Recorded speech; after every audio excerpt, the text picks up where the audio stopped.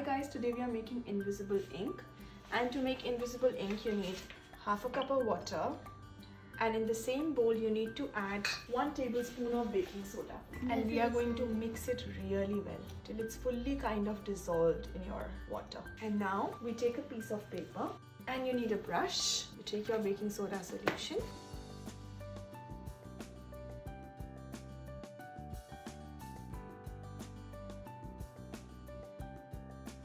now you need to dry it.